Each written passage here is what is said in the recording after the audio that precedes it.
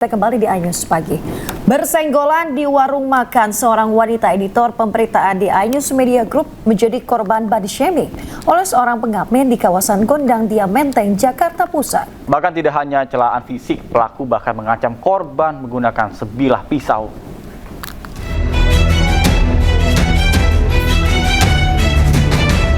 Meta, editor pemberitaan di iNews Media Group, trauma usai menjadi korban body shaming dan diancam oleh seorang pengamen menggunakan pisau di sebuah warung kaki lima kawasan Masjid Cut Mutia, Gondang Dia Menteng, Jakarta Pusat. Insiden bermula saat korban bersama rekannya bersenggolan dengan pelaku yang sedang mengamen di saat pengunjung warung ramai. Seketika pelaku langsung mencela fisik korban dan berujung pada aksi adu mulut. Bahkan pelaku yang emosi mengancam menikam korban dengan pisau milik pedagang sate. Korban mengaku kejadian ini bukan pertama kali dialaminya.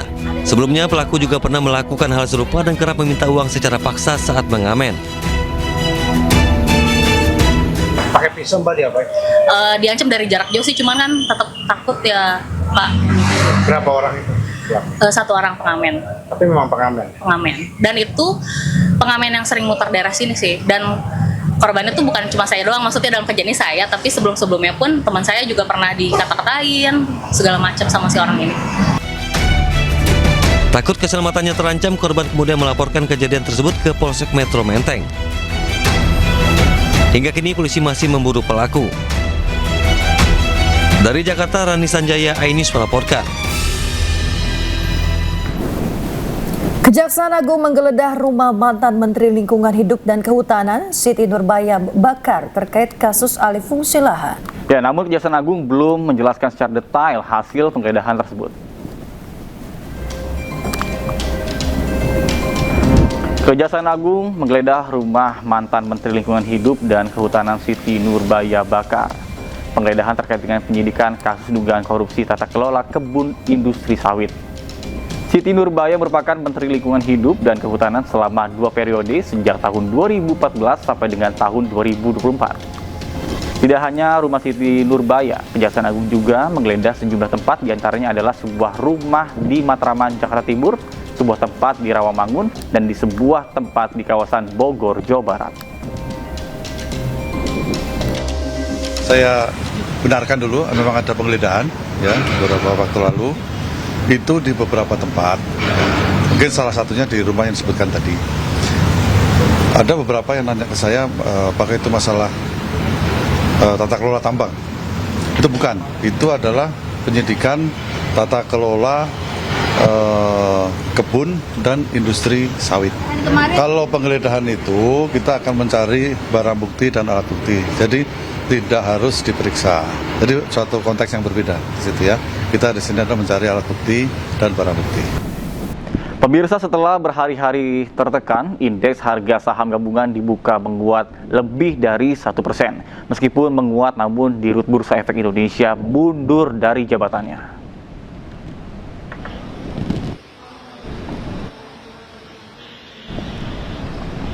Dibuka menguat hingga lebih dari 1% di posisi 8.321 pada hari Jumat. Tidak hanya itu, mayoritas saham mencatatkan penguatan.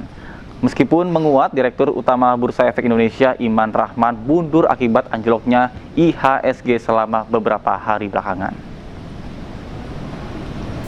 Saya sebagai Direktur Utama Bursa Efek Indonesia dan sebagai bentuk tanggung jawab saya terhadap apa yang terjadi 2 hari kemarin, menyatakan mengundurkan diri sebagai Direktur Utama Bursa Efek Indonesia. Saya berharap ini yang terbaik buat pasar modal. Semoga dengan pengunduran diri saya ini, pasar modal kita jadi lebih baik. Setelah Direktur Utama Bursa Efek Indonesia, Ketua Dewan Komisioner OJK Mahendra Siregar juga resmi mengundurkan diri.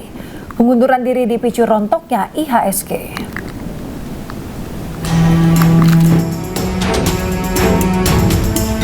Dalam siaran pers, OJK menyatakan Ketua Dewan Komisioner OJK Mahendra Siregar dan 2 pejabat telah menyampaikan mundur dari jabatannya. Selain Ketua Dewan Komisioner, Kepala Eksekutif Pengawas Pasar Modal, Keuangan Derivatif dan Bursa Karbon OJK, Inarno Jayadi, dan Deputi Komisioner Pengawas Emiten Transaksi Efek Pemeriksaan Khusus Keuangan Derivatif dan Bursa Karbon, Aditya Jayantara, juga mundur dari jabatannya. Mahendra Siregar menyatakan pengunduran diri merupakan bentuk tanggung jawab moral untuk mendukung terciptanya langkah pemulihan yang diperlukan. OJK menegaskan proses pengunduran diri ini tidak memengaruhi pelaksanaan tugas, fungsi dan kewenangan OJK dalam mengatur, mengawasi serta menjaga stabilitas sektor jasa keuangan secara nasional. Pemirsa, Menteri Keuangan Republik Indonesia Purbaya menilai pengunduran diri Dirut Bursa Efek Indonesia Iman Rahman sebagai bentuk tanggung jawab atas anjloknya IHSG 2 hari terakhir. Bahkan Purbaya juga menyebut amblesnya IHSG akibat kelalaian Iman dalam menindaklanjuti masukan dari MSCI.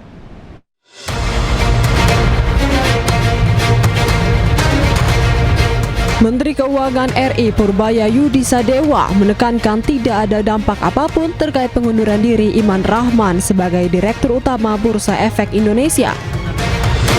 Menurut Purbaya, pengunduran diri tersebut merupakan bentuk tanggung jawab Iman Rahman menyusul runtuhnya IHSG 2 hari terakhir. Iman pun dianggap memiliki kesalahan fatal, yakni tidak menindaklanjuti laporan dari Morgan Stanley Capital International, MSCI, hingga membuat runtuhnya IHSG. Harapan saya itu, saya pikir sih positif sebagai bentuk tanggung jawab dia terhadap masalah yang timbul di bursa kemarin, karena dia kan tidak memfollow up masukan atau pertanyaan dari MSCI. Itu kesalahan yang fatal di situ sehingga kita mengalami koreksi yang dalam kemarin. Dan kalau nggak cepat dibetulin kan bisa mengganggu yang lain-lain. Dianggapnya ekonominya nggak stabil. Padahal kan saya perbaiki ekonomi dengan sungguh-sungguh. Sebelumnya IHSG dibuka menguat hingga lebih dari 1% di posisi 8.321. Tak hanya itu, mayoritas saham mencatatkan penguatan. Meski demikian, Direktur Utama Bursa Efek Indonesia Iman Rahman mengundurkan diri. Saya sebagai Direktur dan Utama Bursa Efek Indonesia dan sebagai bentuk tanggung jawab saya terhadap apa yang terjadi 2 hari kemarin menyatakan mengundurkan diri sebagai Direktur Utama Bursa Efek Indonesia. Saya berharap ini yang terbaik buat pasar modal. Semoga dengan pengunduran diri saya ini pasar modal kita jadi lebih baik. Terkait hal tersebut, Purbaya kembali menekankan bahwa pengunduran diri di Dirut BI merupakan sinyal positif bagi orang yang mengerti pasar modal. Dari Tim Liputan, iNews melaporkan. Pemirsa, mantan Menteri Agama Yakut Khalil Kaumas penuhi panggilan Komisi Pemberantasan Korupsi. Yakut diperiksa sebagai saksi dalam kasus dugaan korupsi kuota haji yang menjadikannya tersangka. Yakut terlihat selesai menjalani pemeriksaan sekitar pukul 17:38 waktu Indonesia Barat. Artinya, ia menjalani pemeriksaan lebih dari 4 jam setelah tiba pada pukul 13:17 waktu Indonesia Barat. Selesai pemeriksaan, Yakut mengaku sudah menjawab sejumlah pertanyaan yang disampaikan oleh penyidik. KPK mengumumkan Gus Yakut sebagai tersangka kasus dugaan korupsi kuota haji pada 9 Januari 2026. Yakut ditetapkan sebagai tersangka bersama ex-staf susnya Isfa Habib Al-Aziz alias Gus Alex.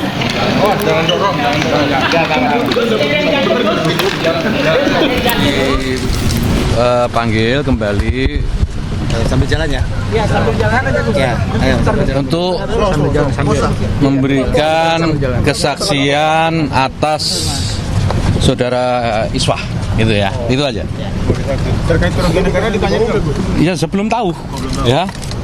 Saya mohon izin ya, saya mohon izin lewat ya Mas, mohon izin ya. Terkait dengan perkara haji, sepekan ini juga kami KPK bersama BPK fokus melakukan pemeriksaan khususnya untuk materi penghitungan kerugian keuangan negara termasuk hari ini KPK bersama BPK juga melakukan pemeriksaan terhadap saudara YCQ dengan materi yang memang masih fokus untuk penghitungan kerugian keuangan negara, sehingga pemeriksaan full dilakukan oleh kawan-kawan dari BPK.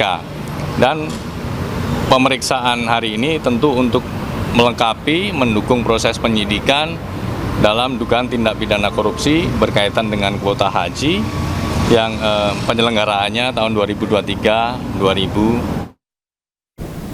Pemirsa, sebelumnya ex-Menpora Dito Aryo Tejo diperiksa KPK sebagai saksi kasus korupsi kuota haji. Dito ditanya oleh penyidik seputar dirinya saat kunjungan kerja ke Arab Saudi pada 2023 silam. Mantan Menpora Dito Aryo Tejo Jumat siang datangi KPK untuk diperiksa sebagai saksi terkait kasus korupsi kuota haji yang menetapkan ex-Menteri Agama Yakut Khalil Qomas sebagai tersangka. KPK periksa Dito selama kurang lebih 3 jam. Dito mengungkapkan materi pemeriksaan terkait dirinya yang mendampingi Presiden RI ke-7 Joko Widodo dalam kunjungan kerja ke Arab Saudi pada 2023 lalu. Menurut Dito, dalam kunjungan kerja itu bukan hanya membahas spesifik terkait persoalan haji saja, tetapi juga investasi. Saat pertemuan itu tidak ada pembahasan spesifik tentang kuota, tapi memang pertemuan bilateral waktu itu saya ingat sekali dari Putra Mahkota Perdana Menteri Muhammad bin Salman itu sangat senang dengan pertemuannya Pak Jokowi. Pagi waktu itu juga di situ juga kami memberikan dukungan untuk tuan rumah Piala Dunia waktu itu. Sementara itu, Jubir KPK Budi Prasetyo menyatakan Dito dibutuhkan keterangannya lantaran mengetahui asal-usul pemberian tambahan kuota haji Indonesia dari Arab Saudi. Terlebih, Dito juga ikut kunjungan kerja ke Arab Saudi pada 2023 lalu. Karena memang kami melihat Pak Dito ini bisa menerangkan apa yang dibutuhkan oleh penyidik, karena memang Pak Dito pada saat itu ikut berangkat ke Arab Saudi bersama rombongan dari pemerintah Indonesia, sehingga ini juga kemudian menguatkan terkait dengan informasi-informasi atau bukti-bukti yang didapatkan oleh penyidik KPK berkaitan dengan diskresi yang dilakukan oleh Kementerian Agama. KPK tetapkan ex-Menteri Agama Yakut Khalil Qomas dan ex-Stafsus Isfah Abdul Aziz sebagai tersangka dugaan korupsi kuota haji 2024. Kasus bermula dari pemberian 20.000 kuota haji tambahan dari pemerintah Arab Saudi untuk Indonesia. Kuota harusnya dibagikan 92% untuk kuota reguler dan 8% untuk kuota haji khusus. Namun Yakut membagikan 10.000 kuota untuk reguler dan 10.000 kuota untuk haji khusus. KPK menduga kuota khusus tambahan tersebut malah diperjualbelikan. Dari Jakarta, tim liputan iNews melaporkan. Presiden ke-7 Joko Widodo menanggapi santai soal kasus dugaan korupsi dana haji yang menerpa mantan Menteri Agama Yakut Khalil Qomas meskipun namanya disebut-sebut dalam pemeriksaan saksi. Jokowi menegaskan tidak pernah memberikan perintah kepada menteri atau anak buahnya untuk melakukan tindak pidana korupsi.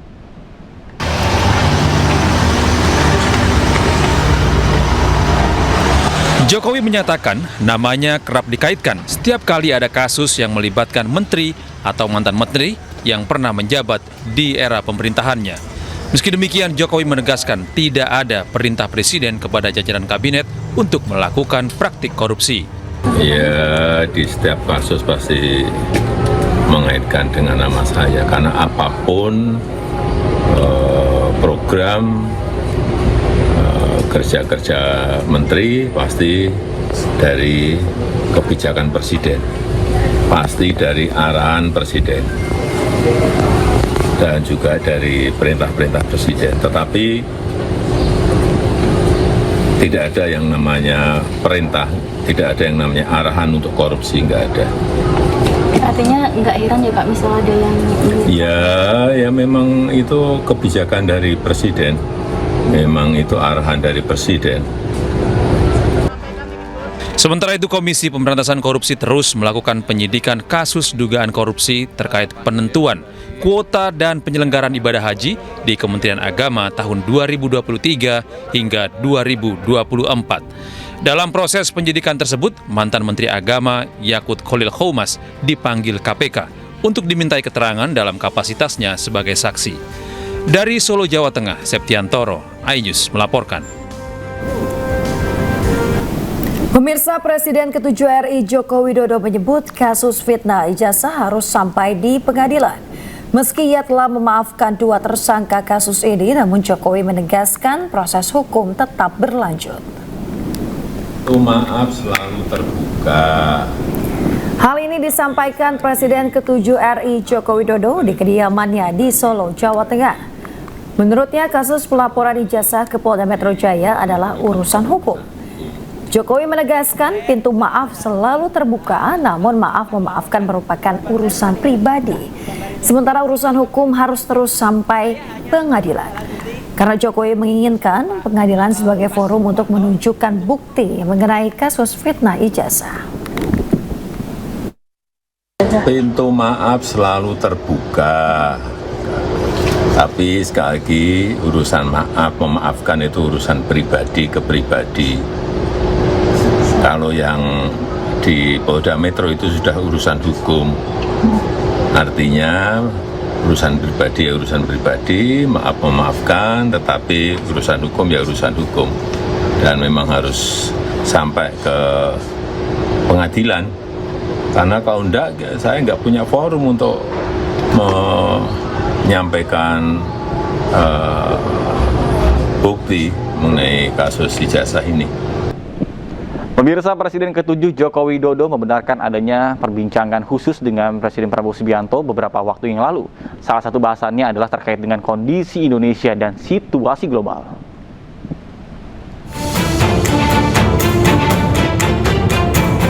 Pertemuan Jokowi dan Prabowo terjadi saat keduanya menjadi saksi nikah sekretaris pribadi Prabowo, Agung Surahman di Gedung Sasono Utomo Taman Mini 18 Januari lalu. Presiden Prabowo menjadi saksi mempelai pria, sementara Presiden ke-7 Joko Widodo jadi saksi mempelai wanita. Ditemui di kediamannya di Solo, Jawa Tengah, Jokowi pun mengakui keduanya sempat berbincang khusus. Meski enggan membeberkan detail pembahasan, namun Jokowi menyinggung diskusi keduanya menyangkut kondisi Indonesia serta situasi global. Pembicaraan khusus? Ya, pasti ada. Bapak, yang dibahas. Namanya pembicaraan khusus masa disampaikan. Ya khusus juga untuk kita dan untuk saya dan Pak Prabowo. Membicarakan terkait kondisi Indonesia juga gitu nggak, Pak? Iya, termasuk kemudian situasi global saat ini yang juga penuh dengan ketidakpastian. Saya kira kita patut bersyukur ekonomi masih tumbuh di atas 5, inflasi juga sangat terjaga. Yang paling penting itu, karena negara-negara lain banyak yang kesulitan mengatasi 2 hal tadi, pertumbuhan ekonomi dan inflasi. Jokowi pun menilai kondisi Indonesia saat ini masih relatif baik karena ekonomi tetap tumbuh dengan inflasi yang terkendali. Dari Solo, Jawa Tengah, Septiantoro, iNews melaporkan.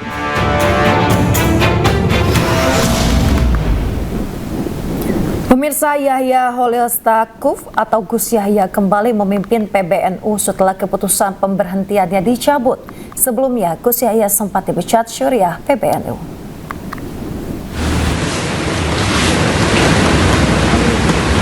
Rais AA PBNU mencabut keputusan pemberhentian Yahya Holil Stakuf sebagai Ketua Umum PBNU. Keputusan ini sekaligus memulihkan status Gus Yahya sebagai pemimpin ormas Islam terbesar di Indonesia. Keputusan dibacakan Rais AM PBNU Miftahul Ahyar dalam rapat pleno PBNU. Perdamaian antara Miftahul Ahyar dengan Gus Yahya tercapai setelah keduanya menggelar dialog dan permintaan maaf Gus Yahya diterima Miftahul Ahyar. Rasa ulama dan kemaslahatan yang lebih besar, rapat pleno saat ini meninjau kembali menasah sanksi pemberhentian Kiai Yahya Stakuf yang telah ditetapkan dalam rapat pleno tanggal 9 Desember 2025 dan memulihkan posisi Kiai Yahya Stakuf sebagai Ketua Umum PBNU. 4. Memulihkan komposisi kepengurusan sebagaimana hasil muktamar ke-34 sebagaimana telah diperbarui dalam surat keputusan pergantian antar waktu tahun 2002. Informasi lainnya pemirsa, buntut penetapan tersangka terhadap Hogi Minaya, suami korban jambret, Kapolda Daerah Istimewa Yogyakarta secara resmi menonaktifkan Kapolresta Sleman Kombes Pol Edi Setyanto Erding Wibowo.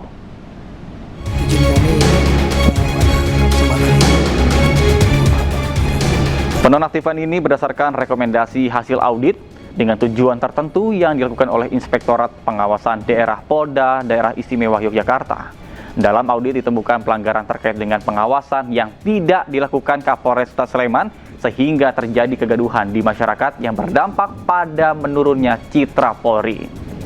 Selain Kapolresta Sleman, Kasat Lantas Polresta Sleman AKP Mulyanto juga dicopot dari jabatannya pada hari Jumat. Pada hari ini, saya selaku Kapolda Daerah Istimewa Yogyakarta telah menonaktifkan Kapolresta Sleman Kombes Pol Edi Setyanto terkait dengan temuan hasil audit dengan tujuan tertentu yang dilakukan Inspektorat Daerah dipimpin langsung oleh Pak Irwasda. Ditemukan adanya dugaan pelanggaran terkait dengan pengawasan yang tidak dilakukan oleh Kapolres.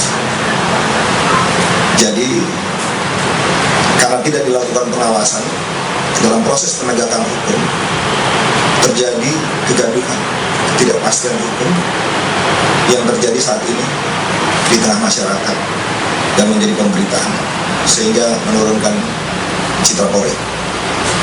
Untuk itu, hari ini sudah saya nonaktifkan pada pukul 10.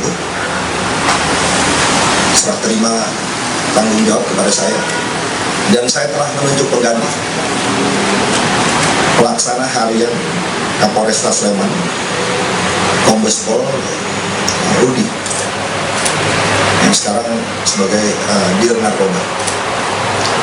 Terkait dengan Kasat Lantas, hari ini juga akan dilakukan penggantian, sedang dilakukan terkait juga temuan dari hasil rekomendasi audit dengan tujuan tertentu. Diduga ada pelakuan pengawasan yang tidak dilakukan oleh Kasat Lantas, sehingga dalam proses penyidikan Laka Lantas menimbulkan ketidakpastian hukum dan kegaduhan. Sementara itu pemirsa, Kejaksaan Negeri Sleman Yogyakarta resmi mengumumkan penghentian perkara Hogi Minaya yang sebelumnya jadi tersangka usai membela istrinya dari aksi penjamretan.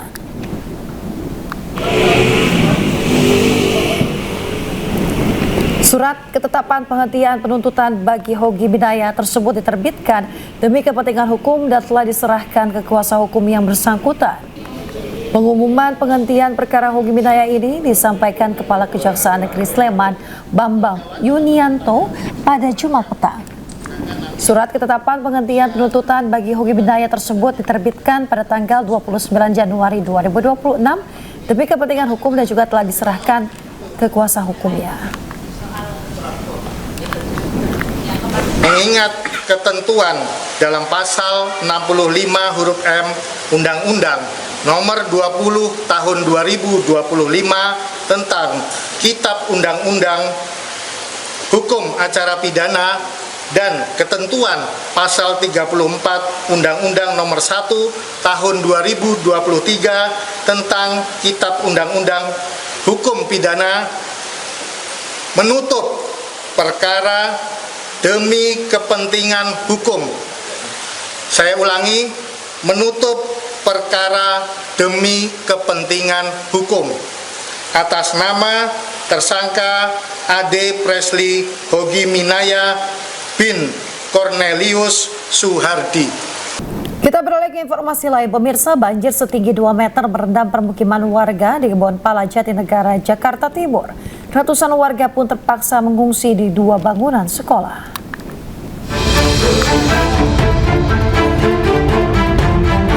Hingga Jumat pagi, banjir masih merendam permukiman warga di Kebun Pala, Kampung Melayu, Jatinegara, Jakarta Timur.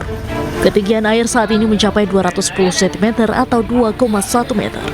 Banjir disebabkan oleh meluapnya aliran Kali Ciliwung lantaran mendapatkan kiriman air dari wilayah Bogor, Jawa Barat, serta tingginya intensitas hujan yang mengguyur ibu kota. Petugas kepolisian yang berada di lokasi mulai melakukan evakuasi warga dari rumahnya, terutama kaum lansia dan anak-anak. Sementara itu, ratusan warga terpaksa mengungsi di 2 bangunan sekolah yang berada tak jauh dari lokasi banjir.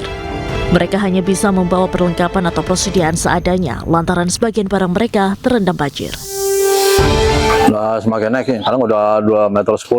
Udah, sebagian udah evakuasi, sebagian lagi masih bertahan di lantai 2. Untuk pengungsian sudah mulai ramai, Pak? Udah dari semalam.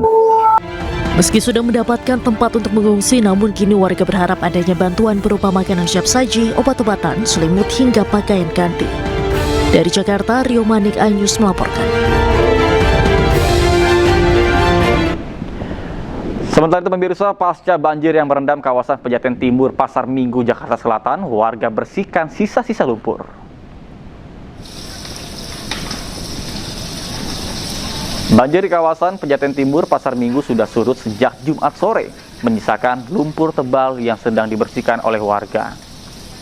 Sebelumnya pada Jumat dini hari, banjir mengenang kawasan rumah warga dengan ketinggian 2 hingga 3 meter, menyebabkan warga melakukan evakuasi secara mandiri. Banjir kerap terjadi di kawasan Pejaten Timur lantaran ketinggian tanah sama rata dengan posisi ketinggian Kali Ciliwung. Sehingga jika kali meluap, banjir merendam kawasan pemukiman ini.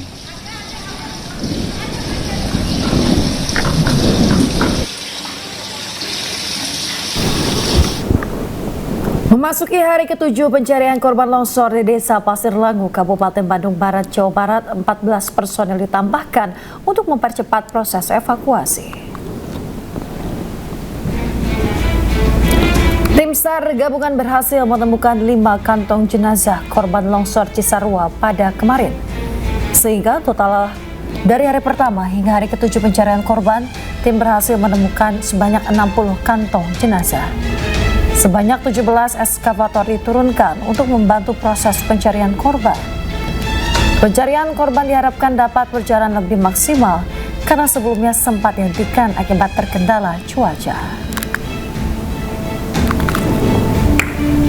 Sehingga hari ini kita alhamdulillah ada 5 body bag yang bisa kita temukan dan kita serahkan kepada teman-teman DVI. Saya akan sampaikan bahwa sampai dengan hari ke-7 ini jumlah korban yang telah kita evakuasi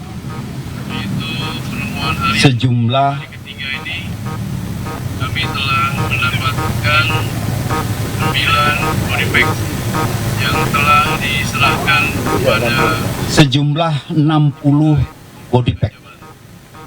Jadi hari ini telah ditemukan 5 body bag, sehingga total warga atau yang masih harus kita cari dari laporan awal jumlah 20 orang.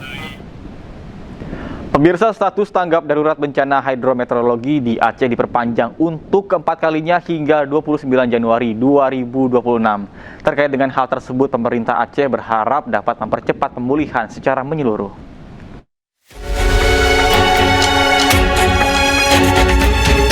Gubernur Aceh Muzagir Manaf perpanjang status tanggap darurat bencana hidrometeorologi di Aceh untuk keempat kalinya hingga 29 Januari 2026. Perpanjangan dilakukan karena penanganan pasca bencana banjir bandang dan tanah longsor dinilai belum maksimal di sejumlah wilayah terdampak. Saya sebagai Gubernur Aceh dengan ini menetapkan perpanjangan keempat status tanggap darurat bencana hidrometeorologi Aceh tahun 2026 selama 7 hari ke depan, terhitung sejak tanggal 23 sampai dengan 29 Januari 2026. Muzagir Manaf juga menjelaskan proses pemulihan di lapangan masih terus berjalan, seperti pendistribusian logistik, pembersihan lingkungan, layanan kesehatan hingga pemulihan sarana pendidikan di wilayah terdampak bencana. Terkait hal tersebut, pemerintah Aceh berharap perpanjangan masa tanggap darurat ini dapat percepat proses pemulihan menyeluruh, sekaligus memastikan kebutuhan dasar para korban bencana terpenuhi dengan baik. Dari Banda Aceh, Syukri Syarifuddin Ainus melaporkan. Pemirsa, bersama MNC Peduli kita bantu korban banjir dan longsor di Aceh, Sumatera Utara dan Sumatera Barat dengan berdonasi melalui rekening Yayasan Jalinan Kasih. Stok daging sapi di Jakarta dipastikan aman selama bulan Ramadan meski kebutuhan masyarakat diperkirakan meningkat menjelang Hari Raya Idul Fitri. Kepastian tersebut untuk menjaga stabilitas pasokan dan juga harga daging di pasaran. Kepastian stok daging sapi selama bulan Ramadan diungkapkan Ketua Kadin DKI Jakarta, Diana Dewi, saat peresmian Masjid As-Sakinah di kawasan Menteng Dalam, Jakarta Selatan. Ia menyatakan ketersediaan daging sapi dan kerbau saat ini dalam kondisi aman dan mampu memenuhi kebutuhan masyarakat hingga menjelang Idul Fitri. Sebagai langkah antisipasi apabila terjadi lonjakan harga atau kelangkaan di pasaran, Kadin DKI Jakarta akan menggelar operasi pasar murah untuk masyarakat. Bahwa walaupun nanti bulan Ramadan pasti kebutuhan akan meningkat, tapi harga di Jakarta maupun di daerah lain saya yakini tidak akan terlalu bergejolak. Untuk khususnya daging ya, apalagi khususnya di Kadin ya, dengan basar-basar yang akan diselenggarakan pada saat bulan Ramadan sampai dengan hari. Pemirsa, cita rasa stik premium asal Australia kini bisa dinikmati di Kota Medan, Sumatera Utara. Daging sapi berkualitas tinggi dengan tekstur juicy dan juga rasa unggul ini kini hadir melalui pengalaman kuliner eksklusif.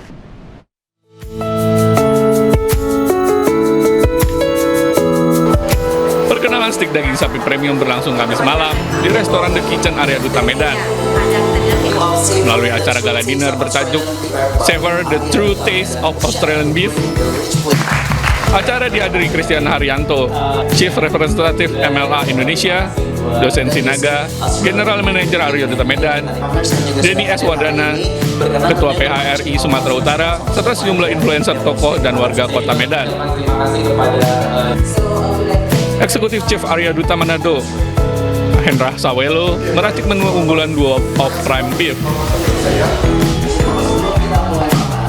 Selain steak, tamu menikmati beragam dessert dan minuman anggur berkualitas. Menu ini adalah kreasi eksekutif chef yang ada di Hotel Arya Duta ini untuk memberikan satu experience kepada consumer ataupun kepada masyarakat Medan untuk menikmati daging sapi Australia yang berkualitas. Tentunya semua daging sapi Australia yang masuk ke Indonesia atau yang datang ke Indonesia itu sudah bersertifikat halal. Meat and Livestock Australia bekerja sama dengan Arya Duta untuk memberikan pengalaman langsung bagi masyarakat Medan menikmati keunggulan daging sapi Australia. Tentunya kedepannya we want to work closely dengan MLA karena memang tamu kita kan juga banyak peselancar juga yang tentunya mereka datang ke Nias tapi mereka stay di sini, dari Eropa juga sama, dan mereka tentunya suka dengan Australian beef. Kerjasama ini diharapkan memperluas pengalaman kuliner premium bagi para tamu di seluruh jaringan Hotel Arya Duta. Dari Medan, Sumatera Utara, Said Ilham, iNews melaporkan. Pemirsa, gaya hidup masyarakat urban Jakarta kini semakin dinamis, di mana perhatian terhadap kesehatan gigi menjadi bagian dari penampilan dan juga kepercayaan diri. Menjawab kebutuhan tersebut, sebuah klinik gigi premium hadir di kawasan elit Mega Kuningan, Jakarta dengan mengusung konsep luxury dentistry.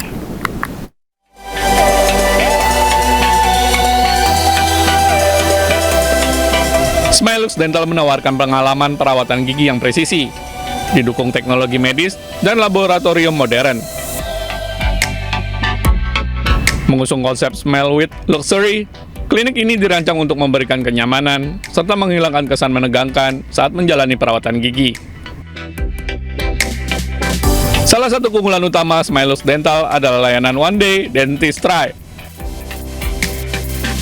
Didukung laboratorium in-house berteknologi CAD/CAM, proses pembuatan veneer hingga implan kini dapat diselesaikan dalam 1 hari. Setiap tindakan dilakukan dengan standar presisi medis yang tinggi, tanpa mengesampingkan aspek estetika. Smilex menerapkan pendekatan bespoke atau personal. Filosofi utamanya adalah merancang proporsi senyum yang tidak hanya mengutamakan warna putih, tetapi juga keharmonisan antara fungsi, kesehatan gusi, dan estetika yang selaras dengan karakter wajah unik setiap pasien. Untuk ruangannya nyaman banget. Tadi saya disuruh nonton Netflix juga, bisa pilih juga filmnya, itu keren banget sih.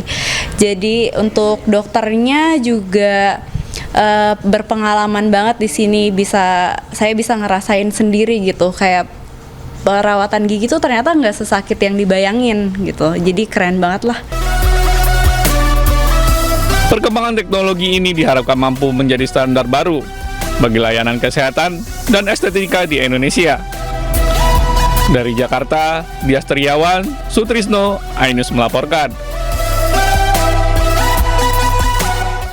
Pemirsa, momen Valentine segera tiba. Pilihan camilan baru hadir untuk melengkapi waktu luang berbagi bersama dengan orang terdekat.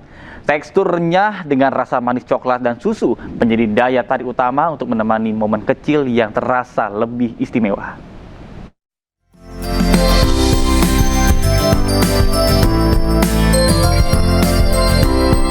Mengusung slogan Share the Milk Love, Share the Happiness, Tango Brownies Crispy Susu hadir dengan konsep Early Valentine yang ceria dan penuh energi. Tekstur brownies yang super renyah, dipadukan dengan rasa coklat dan susu yang lebih rich, menghadirkan sensasi seru, love at the first crunch di setiap gigitannya. Tersedia dalam 2 varian favorit, coklat dan susu vanila. Cocok dinikmati saat nongkrong, belajar bareng, hingga quality time santai. Jadi memang konsepnya itu dalam rangka kita itu pengen agak early Valentine gitu ya. Jadi memang di sini tuh memang kalau dilihat tadi tuh penuh cinta, karena slogan kita juga share the milk love, share the happiness gitu kan. Terus juga love at the first crunch. Jadi biasanya kalau orang love at the first sight, kita love at the first crunch. Jadi memang Tango itu sendiri yang brownies crispy susunya itu memang kalau renyah banget digigit, terus juga berasa susunya, terus juga renyah dan ada crispy-crispy-nya. Mudah didapatkan di berbagai retail modern. Tango Brownies Crispy Susu siap menemani setiap momen kecil yang berasa lebih seru dalam satu gigitan. Dari Jakarta, Selena Yahya dan Sadu Santo, iNews melaporkan.